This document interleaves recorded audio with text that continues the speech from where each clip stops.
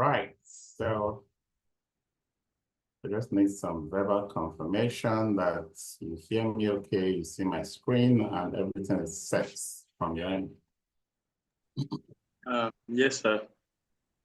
Awesome, awesome. Thank you so much for that confirmation.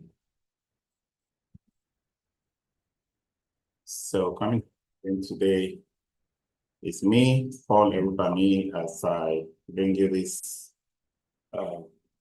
other, concluding part of the exceptional project management launch our session. We started last week and we had a robust conversation around how to be a good project manager. We're going to wrap up, on that with some more points. Last week we talked about all the planning aspects, creating the WBA, work and structure, being able to see end to end, your project. This time we want to look more into how to plan your resources, how to monitor and execute your projects. I usually will do an introduction and remind you that the programs we have are still on course. We're running a 2-day program today, all today and tomorrow for the facility management operations. And we have a few students in that. The FM Mastercraft starting in January, on the 6th of January, is already being recruited for. And if anyone is interested, please refer them. It's just go to promo.facilitymanagementcourses.com. The entire facilitymanagementcourses.com website is where we have all of our training programs set up. So we have hundreds, almost 200 courses that you can take at your own self-paced study. You can get on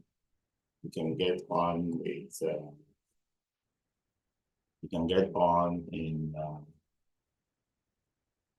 just buying the short course, the little courses there, small amounts, but they're all loaded in terms of content and skills. And they also contain provision for you to earn the Max-Migold certificate for anything, whether it's leadership, soft skills, management, technical, courses and skills.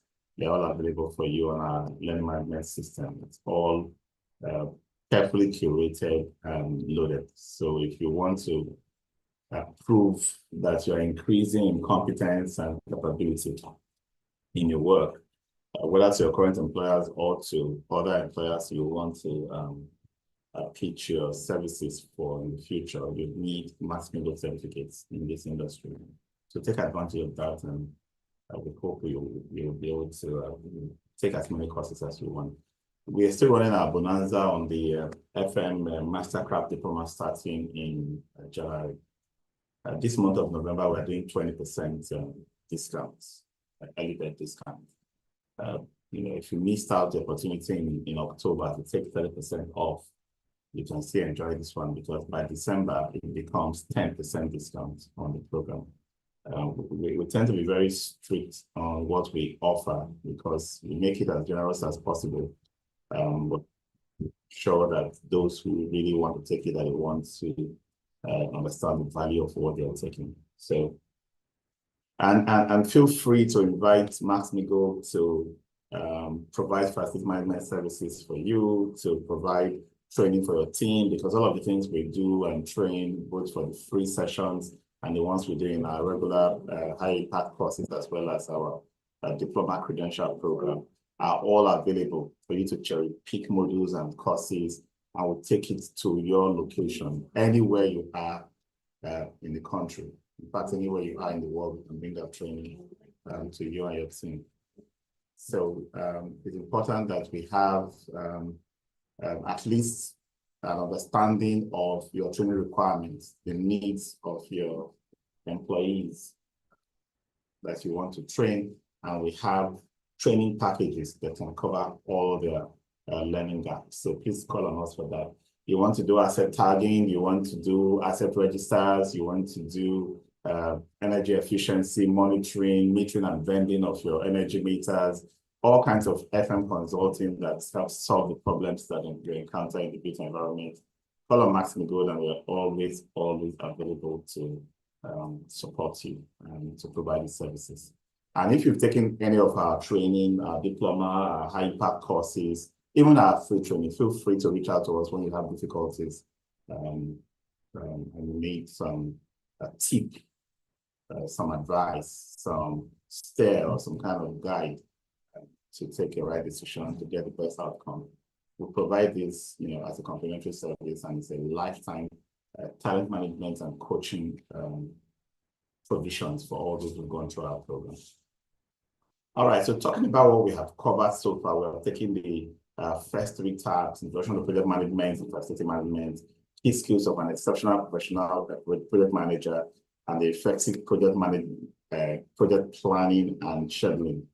We covered all of this in our last session, and this time we want to take care of resource allocation and budget management, risk management, quality control and performance evaluation, as stakeholder engagement and communication. That's what we'll be covering in today's session.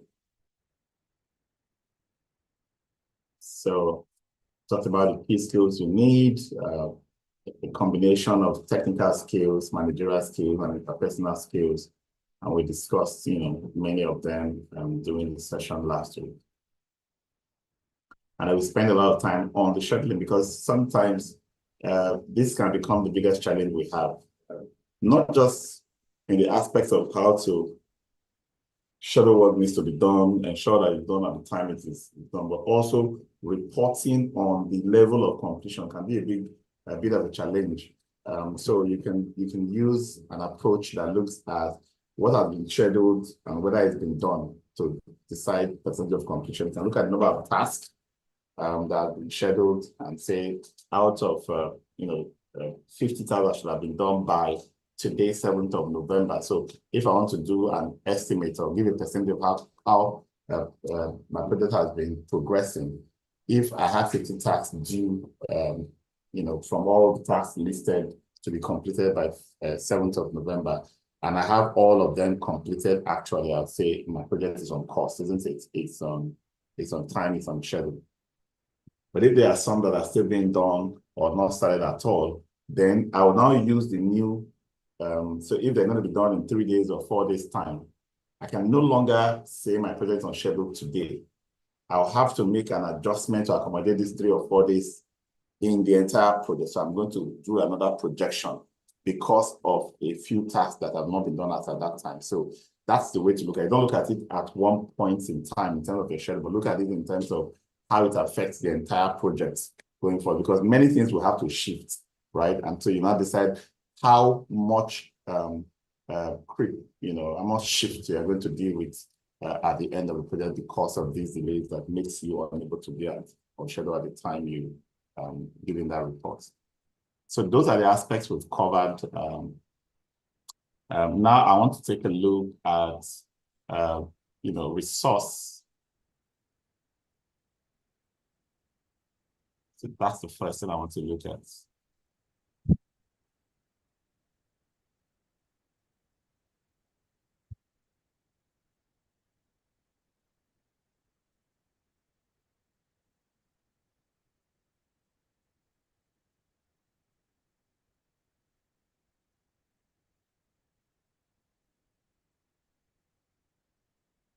Yes, resource allocation.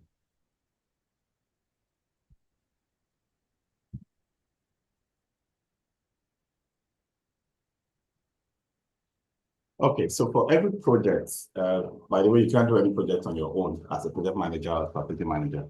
You need people to work on the project. So you must be able to identify resource requirements. First step, resource allocation. So what kind of resources will you need to complete the project successfully? And mostly human resources, the kind of skills people. So you start from what I want to achieve, the kind of skills required to achieve it, and then I'm looking at people that have those skills. That's how I will come up together with my human resource requirement. And then financial. Financial looks at how much I need altogether. And financial is also budgeted, what we call the cash flow projection. If I need 100 million for the entire project that's going to run for 12 months, I don't need all 100 million today, right? How much do I need? It has to now work with the schedule that I've already made, and then look at other things like lead times, to order. Some things may be due to be installed in November, at the end of November, but I need to order them now. So why in the schedule it shows that they are due to be done in November, in my resource plan, in my financial planning, I need to make sure that the funds Make sure you don't block that guy. Make it. I be never can. now, right? But now So we start. I'm not going to be, thinking about that work item in terms of when it needs to be done. I'll have to factor in how long it takes to get the materials in place and ready for it to be done. And then, so the schedule of timing of the financial requirements for it is not 2 days or 1 day to the actual execution. And the same thing goes for materials. So materials are readily available. They are off the shelf. You don't make any assumptions about the availability of materials. There are certain things that in recent projects I had assumed wrongly that I can only get them from abroad, only to start doing a search locally and find that there was so many of such items locally. So don't take it for granted that everything is as it used to be. No longer not available. We have to order from all kinds of places. And sometimes you can get the assurance that, in the past, you used to get these kind of things available. It's always locally available. You get to the shops, you pick it, and then now you realize that it's no longer that way. That particular item, that resource or material is probably now you need to order it and wait for it to arrive. And your project could automatically be started just because of that miscalculation. Okay. So allocating resources involves assigning resources to different tasks based on skills, availability, and priority. This ensures that resources are used efficiently and effectively to achieve project goals. So let's talk about how to allocate resources. It has to be done task by task. Why do you need to do this? It is possible to have 2 tasks that need to be done concurrently. And those 2 tasks are capillary tasks. If you've planned in your scheduling that because they can be done independently, they will be done concurrently. So they are both on parallel of the critical path of your project completion. It means that when you are doing resource allocation, you must have 2 carpenters, even if both of them are going to work for just 2 hours each, right? The reason is you can't say the work is too small, and as such, you don't need 2 or 3 people of the same skill. You have to go back to the schedule and say, how did I schedule this? Did I put them all in a linear array where if I want to optimize the use of my resource person, especially when you have a resource person internally, why do you want to now create a schedule that creates parallel activities for that resource skill and now force you during resource allocation to go and pay to hire people from outside, right? So you see, you cannot do the scheduling separately, independently of resource allocation. You must be thinking of the 2 at the same time. So, and then when you get to resource allocation and you realize that you've made some mistakes, strategic mistakes during scheduling, you can now adjust your schedule and come up with more realistic resource. So the individual's availability need to be factored in, and this needs to be checked on their project. It's a project I want to do, late end of the month to next month. And I'm already confirming agreements with those who will work in it. Right now, they are busy in whatever they are doing, but I am locking them down. Will it be available from this time to this time? Reason is, if they are critical resources, I don't want to get to that point and start wondering if anyone else on the street can. That's not what I want to do. I want to lock in the person that I have pre-qualified that I know can do the job, right? And then use that person. It's always very difficult when you now get to that time, the person now tells you I'm not available or something else. And then you are now forced to start preparing someone else. You know, look for someone else, get the person ready. Maybe you don't even have enough experience or engagement with this person to know this person's capability. And you have to spend extra hours supervising that person because it could become a disastrous end for you. So the skill availability priority is all very important when allocating resources. So about resources in terms of human, talk about resources in terms of financial, and we'll talk about resources in terms of materials. They all proactively plan for connected resource allocation with project scheduling that we did last week, so that you can create some kind of steady flow of activities using as few as possible the same resources. That alignment must be made. And then you must monitor resource usage, tracking usage over time to ensure that resources are being used as planned and that any issues are detected and addressed promptly. A lot of times you're in the project and you've estimated everything that needs to be used. Take blocks, for example. As the work is ongoing, you will notice that if you're not tracking and monitoring at certain levels or stages of your projects, you might be realizing that more blocks are being used. And you may not immediately figure out what is going on. The workmen, they tend to count every block delay, whether it's a half quarter block or a full block. They count it, when they decide, when they want to bill you for how much they have done. If you're not careful, they are deliberately cutting up blocks, right? So that they can have a quick count. At the end of the day, you will end up losing and wasting resources. So be conscious. Sometimes resources are being used up and you're not seeing the outcome. You're not saying that the job is being done. We're spending 100 bags of cement and it's all on ground. But 60 bags is gone and we are still in the foundation stage and we've not even come out of the ground. How many more do we need from now to when we'll complete? I do that estimate again. I ask myself, how did I end up with 100 in the first place? And how did I end up with 60 done now that I now need 60 more, which means I should have estimated 120 in the first place. If it was not a problem of my original estimation and quantities from my quantity surveyor, then it must be something going wrong with the work that is being done. So I must monitor the usage of resources. And this includes time of your workmen. Some workmen come to site, they know that they get to site before 9 o'clock. By 3, 4, they should be free to leave. Do they work with the time or just show up with the time? Have you noticed that most times something needs to be done, if not done during the hours of work, and then you start time? Oh, well, it's already past 4 o'clock, so we will spend extra 2 hours and we'll be paid overtime, right? If you don't monitor resource usage, you may end up just paying money with no apparent result for it, because at the end of the day, you start paying for overtime, the same work that should have been done at normal time. You pay twice for the same thing. It's really paying for time spent on site and know what is done. Be conscious. And then stakeholder engagements, critical for effective resource allocation. Engaging stakeholders throughout the resource allocation process ensures that their needs are met, their input is incorporated, and they are satisfied with the final project outcome.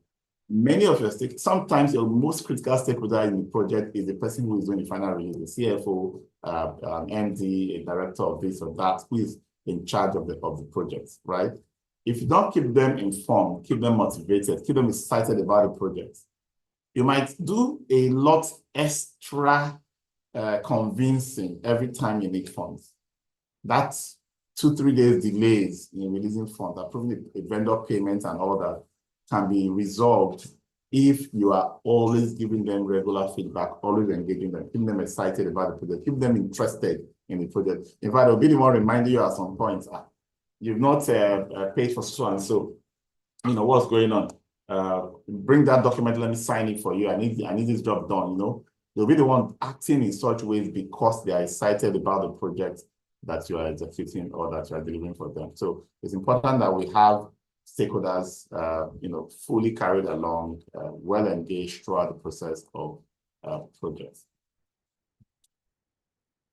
All right, so how do you budget? Because sometimes we just have these ballpark figures in our heads. Put this amount there, put this amount there, put this amount there. That's not how to budget. If you utilize the zero-based budget approach, you can be able to justify all expenses from scratch, ensuring optimal resource allocation based on current needs.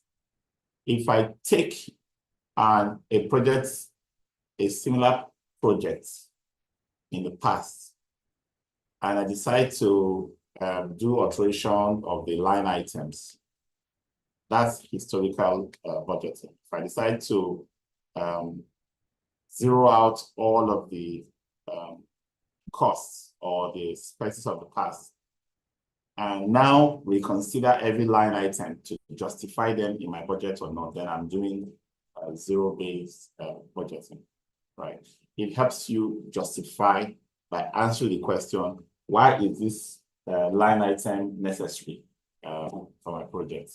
Why should I spend on this? Why should I budget for this item? You answer that first to either leave or remove a line item from consideration in your budget list before you know how much of it, how much funds will I need you know, for that line item. Okay. Implement resource leveling to balance resource usage across tasks, preventing over allocation and burnout. Sometimes without leveling the people you have on site so that they can all have equal amount of work, you might end up having one person overworked and the other person not having enough to do, right? So resource leveling can also be achieved if you have multi-skilled team members, people who can handle one item and also handle another on the site. So that way you can create a balance. If we're going to work 3 hours, have a break for 1 hour, work another 3 hours, everybody should work 3 hours, have a break for 1 hour, work another 3 hours. Not somebody saying, I am waiting for Mr. A to finish doing that before I do that. Who is going to be paying for waiting is the question you need to ask yourself. Who is going to be paying for waiting? Establish a contingency budget to manage unforeseen expenses and maintain project flexibility. This is one aspect of projects that can become very problematic. Contingency budgets. Something can go wrong. Costs can escalate at any time when running a budget, a project. And we don't want that to be the case in your projects.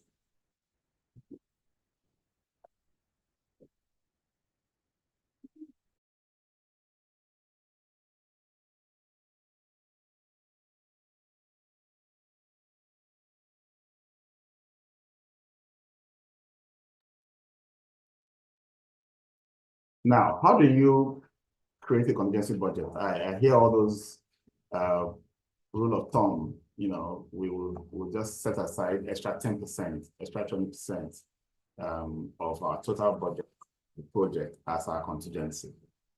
Now, I have something against that, and I always say it. Because when you create that kind of arbitrary number and you dump it somewhere, it leads to temptation to pad, create scenarios that will make you want to spend that money, especially when you're able to convince management, oh, set aside this 20 million for contingency, right? We start looking for ways to use it up. And contractors are particularly adept at coming up with all kinds of variations when they know that such an arbitrary contingency has been set aside.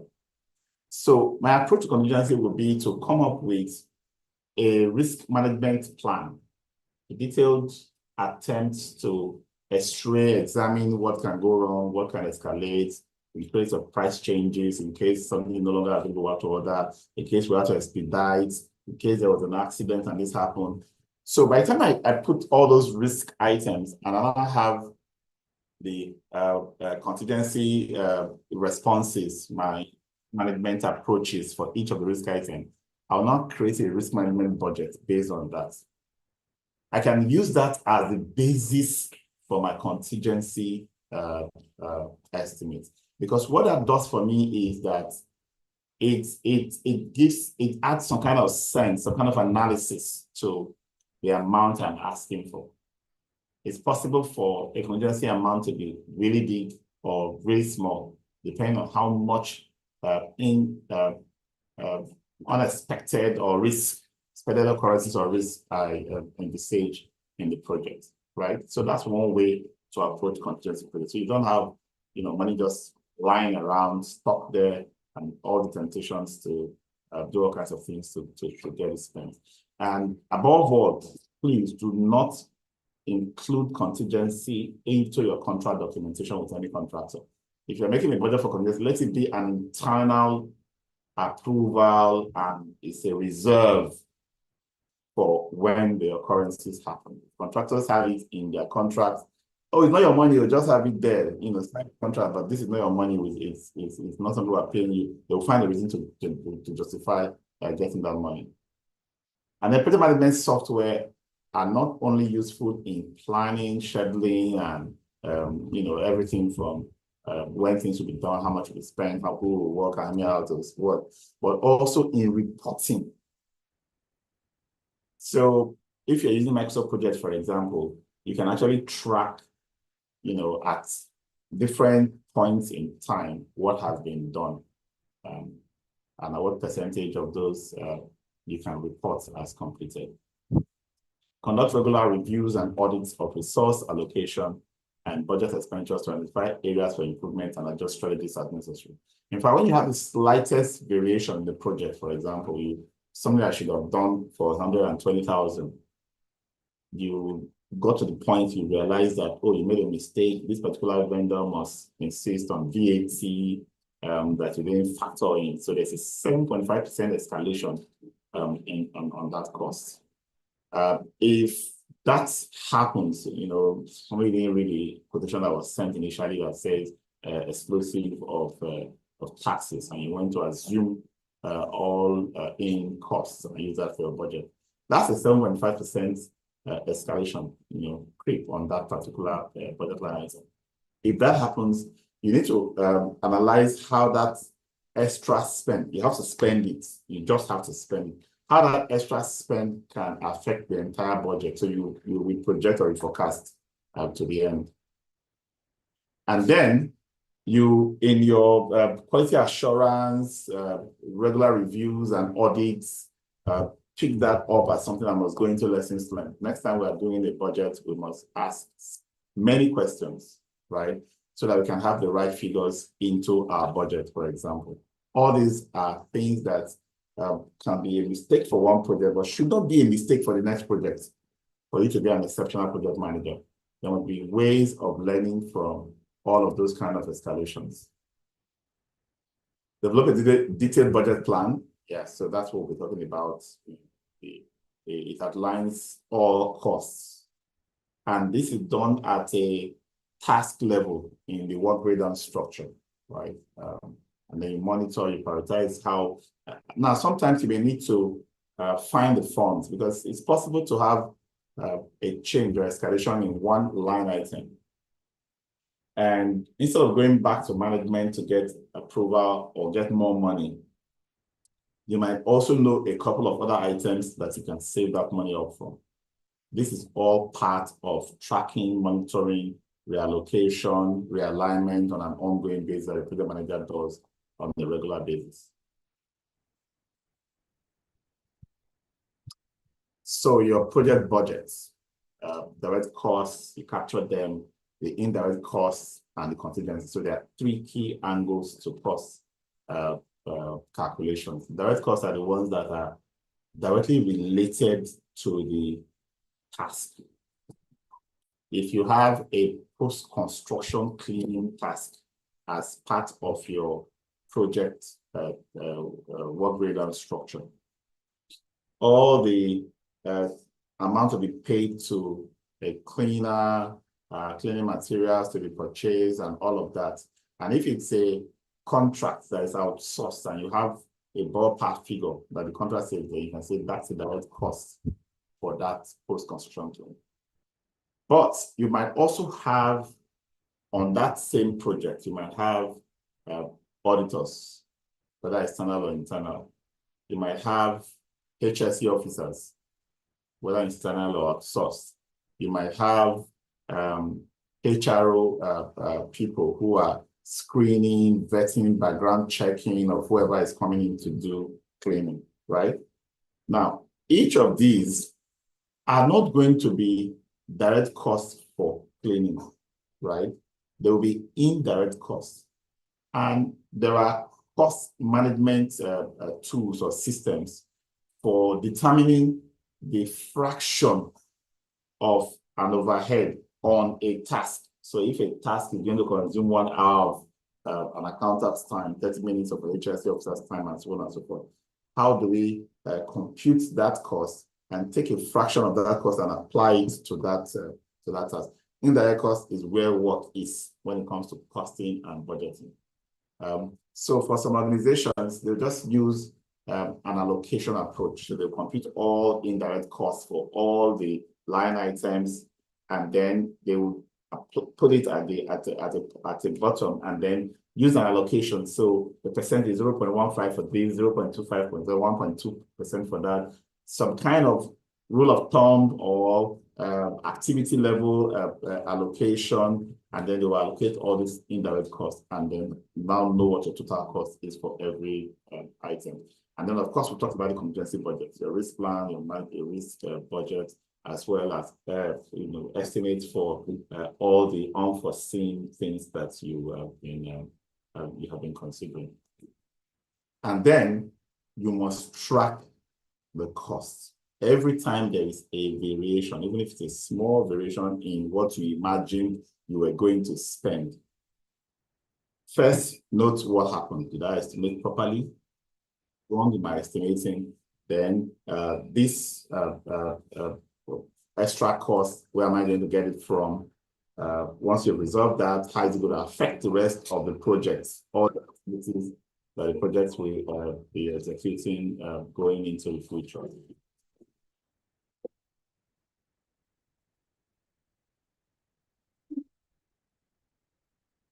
All right, so let's talk about stakeholder engagement. I told you in one of the conversations that, if you want your project to go smoothly, you cannot run a project on, I've been told what to do, I know what I'm doing, just chill, give me time, let me execute the project and come and report back to you at the end.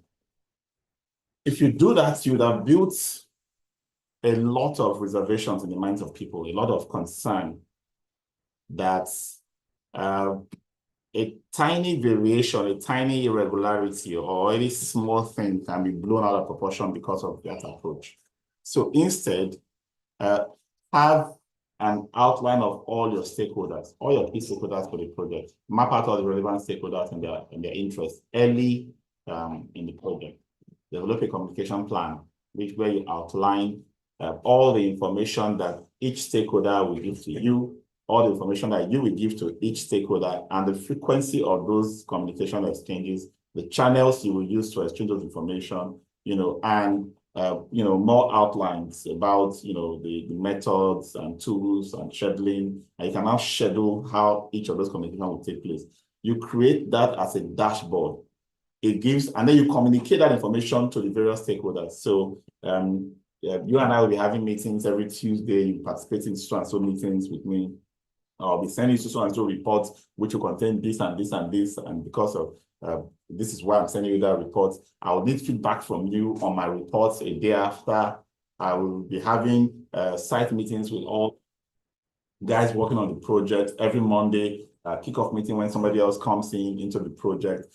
These are the things we're going to be discussing on the daily toolbox meeting that we're going to be talking about during the kickoff meetings, right? What am I doing? I'm creating a proactive approach. I'm not just creating this plan and holding on to myself. I'm making everybody understand how the project is going to be run, and then providing regular updates on how we are doing. the worst thing you can do to anybody that employs you, anybody that gives you a project to execute, is to make the person chase you for updates. Sometimes we're even hearing something about the project you are handling from other parties. People are complaining. People are saying some things. I look at what your staff is doing. And the staff in question is just moving on as if feedback and updates are not. That is the worst you can do to your professionalism. You destroy your reputation with that employer. Okay? So all the tools, you need to plan them down, whether you're going to all have access to the same project management software, Slack, Asana, whatever tool, Trello that you use for tracking status of and commenting on as things are going on. You can put everybody in there. Everybody can see what is going on. Emails are also very helpful. Newsletters are also helpful. Virtual meetings, regular daily or weekly meetings. Surveys and feedback forms where you send out a little link with some questions, and both for workers and those you're communicating or reporting to.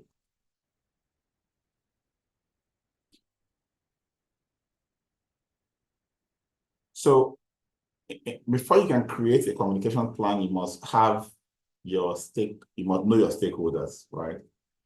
Sometimes it's easy to identify your internal stakeholders. These are my bosses. These are the champion of the project. They're financing. But it becomes more subtle for projects where you think the eventual users of the facility may not be too important in the project. That might be a costly mistake. Or the neighbors, or the regulators. There are so many stakeholders that can easily be ignored. And then you now wait until they come to you for information. As at this time, there will already be something to resolve. Don't allow anybody to be asking you questions about information that you should have given to them on your own, by yourself, proactively. In fact, when somebody has a question for you and the person checks your communication plan and sees that there's a schedule for the next update in a few days' time, they will hold their peace. They will not come to you. They know that in a few days' time, you give them that update. Why be in a hurry, right? So that's exactly why it's important for you to plan proactively and share that information with other partners in the project. It also helps to create a collaborative atmosphere. I know what he is doing. He knows what I'm doing. I know what she is doing. Everybody tends to know what each other needs to do. And if there's a question, there's no question as to who that question should be directed to, who should be giving a response to that question, because we all know what we should be doing. And it helps us to bond, because there are things I do, I know it's my task, and there are things I do, I need support for my team member. And why do I want to support my team member? Because I'm applying a system thinking approach where I know that what one person does, the output from what that person does is an input for the other person to do his own work. So the person who is going to receive that output as his input cannot fold his arm and wait for the wrong kind of output to come out of that previous guy's work. He needs to show that we're part of a team, and communication can help achieve all of that. So setting goals, for a project has to be something we do together. Define roles and responsibilities. We are all part of the puzzle in a project. So that's one of the key things a project manager should do. How to help team members see the big picture and also see the piece that they are in the puzzle. Because if somebody comes to run, those pipes you put into the wall to run cables later, the electrician came in first, told the mason to wait so he can lay those pipes in the wall. He has laid those pipes in the wall, and he has put some of those little nylon bags just to cover the tip so that mortar will not go in. But those nylon bags fall off eventually. And the screening guy or the guy doing the plastering is doing his work, tossing mortar in all directions. That nylon has fallen off. If he is part of a team and understands his position, he understands what is going to happen next, he will make sure that the cover to that piping is replaced, even when the electrician is not there, because he knows that eventually cables are going to be drawn through those pipes. And if there's any mortar or concrete inside them, that will either lead to blockage or things that can lead to cables being forced through, being cracked, and insulation being opened that can lead to earthing and other electrical shocks or failures in the building electrical system. He doesn't want that because you've carried them together. This is the job of a project manager. Don't say, electricians, come, let me address you. Masons, come, let me address you, and then you keep them in their silos. You will not achieve a successful project. They have to understand what each person does, and that creates a positive team culture. And you create that culture extends to preventing errors by others. I don't want to make an error, but I also don't want to see someone else making an error, because at the end of the day, the final output is going to be ours to own. And this can be the biggest aspect of project management for you. Managing the people, make sure they're all connected and well correlated throughout the project. The other aspect is, because we are humans, personality issues, conflicts can crop up during the execution of the project, and it can become really, really nasty. Especially when you're a project manager that you don't care, even if you're fighting, I don't care, let them get my job done. You know, don't ever go that route, because at the end of the day, you will be the one that will suffer from every conflict on your side. Identify the conflicts. Even if it's just a matter of minor, I don't like this guy, or I don't want to be in the same room with this person. What have we got to do together? What have we even, those kind of minor things can be coming out of underlying concerns that needs to be looked into. Because if you think it's not going to affect performance, think again.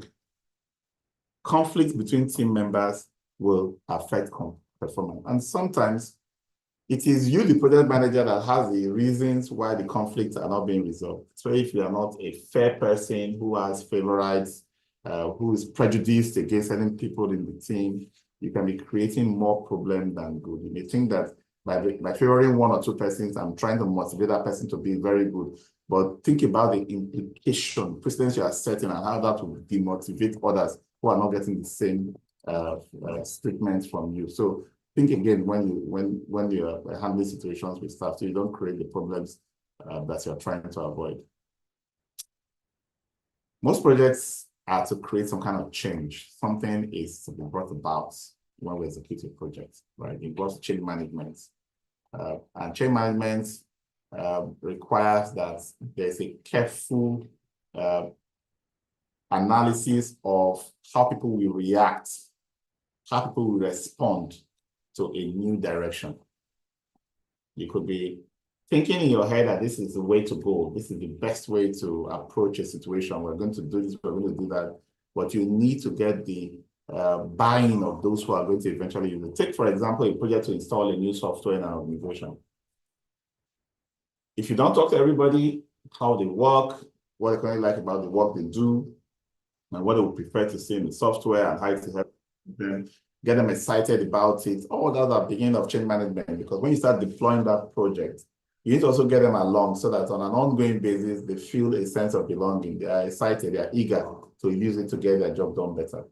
But if you alienate them and make it look as if you're going to, you're the messiah, you found a solution, you're going to bring it and just roll it out on them, and then they will, fall in line and apply it, you might be making a huge mistake. You might end up with, people that will sabotage the implementation, that will not align, that will have all kinds of negative decisions, and even begin to talk to others to reject the actions that need to happen. Some that will hold on to the process from moving forward because they are waiting for you to be choked to approve an outside process way of doing it, like, okay, just use the manual invoice instead of using the AROP invoice, since this is becoming a problem, right? So those are the kind of things that you might end up having if you didn't carry people along in change management. Monitoring and control requires that you track every aspect of the project, the tasks that are being done, the schedule in which they are being done, the cost that's going into them, the resource availability and how they are performing their job, the contracts that are being that are in place, and how the contracts are providing value to the organization that is paying for them. You track, monitor. But the biggest thing that you need to track during the project is the change. Changes take place. You have to have what we call a management of change process, a control that prevents unnecessary changes from jumping into your project. Somebody can wake up tomorrow and say, oh, this wall is there must have been a mistake on the foundation, so the wall is always wet. Groundwater is always creeping up. We cannot paint this wall. Let's just use tiles, or let's just use wallpaper. Now, the client did not ask for wallpaper or tiles. The client did not also anticipate that somebody will do a foundation that the damp-proof membrane will fail even during construction, and rising damp will now become a problem on that wall, right? Did also anticipate that. In a management of change system will force a total 360-degree review of this proposed change. What can initiate the change? How serious can that be? If somebody does initiate a change after qualifying to initiate a change, how many reviewers needs to review it? The clients and all the other technical inputs, the structural, the electrical, the health and safety, all kinds of reviews need to take place. You document all of those as part of management of change procedure, so that once you have done all of those analysis and you now agree, okay, fine, we can apply tiles instead of painting, right? And these are the kind of tiles we're going to use. These are the kind of damp-proof approaches we're going to apply to the walls to make sure that the damp-proof does not come out. The water where we're trying to block out or keep under does not become a humidity or health and safety issue in the future. I use that as an analysis to let you know that you don't just allow one person to be the one to say, this is my observation, this is my solution. No. And even when owners come on into a project to tell you, I thought this off-white would be good, but I don't think I like it anymore. I want it to be brilliant whites, right? There has to be a management of change procedure initiated by who? The clients. What's the reason change of preference? What is the implication on cost, schedule, and so on? Analyze it, send the client a full letter that shows that analysis, so the client can now decide. If it's just cost, the client can say, you know what, don't worry, I'll pay the extra $200,000 for you to change it from this one to that, right? But if you now let the client know all the other implications of that change, the client might say, you know what, don't worry, I'll use it as software, because you've made it clear. So management of change is a very big area. And then quality control. Quality in terms of the grades that have been agreed, the quality in terms of the amount of quantities that have been agreed, quality in terms of the specifications that have been agreed. You want to stick to what has been agreed to deliver to the client what he's paying for, okay? And then as you are doing that during the project, there should be documentation throughout the entire process. There should be documentation throughout the entire process, so that you have something that documents how you arrived at decisions to make those changes, as well as documentation of those changes on the original plans. So instead of having a plan that says we are going to do XYZ, during the execution of the project, we now decide to change. We've gone through that management of change process, and we now arrive at new considerations which we made. I would say, okay, fine, we're going to use this new approach. I need to go back to my design. I need to go back to my bills of quantities. I need to go back to my basically everything that I have been working with to ensure that I do not end up with something different from what, something in design, something in documentation that is different from what I had actually done, because that's often what happens. You plan to do one thing and then you end up doing another, and you don't want that to be the case in your project. Even if you did do something different, the expectation is that you should have documentation, updated documentation of that something different, okay?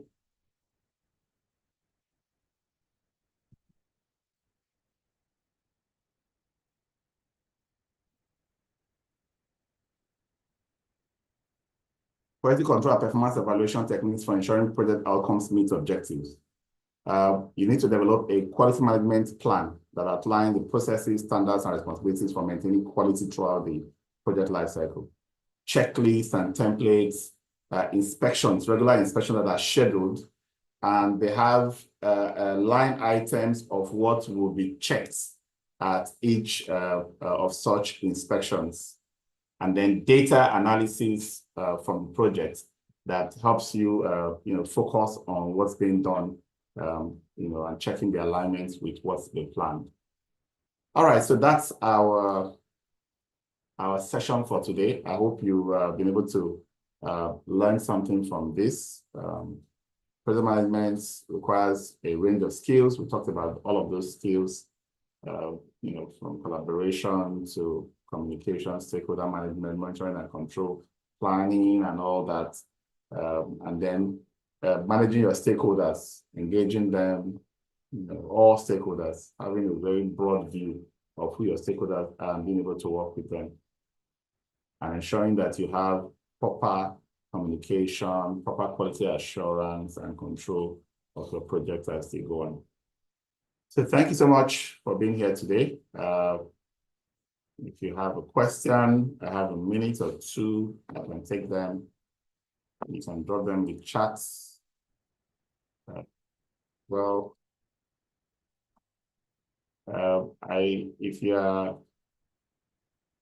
If you are on any of our platform on Telegram, Max-Migold on Telegram, Max-Migold training on WhatsApp, you can also pick up conversations from there and we will be able to address whatever concerns you have.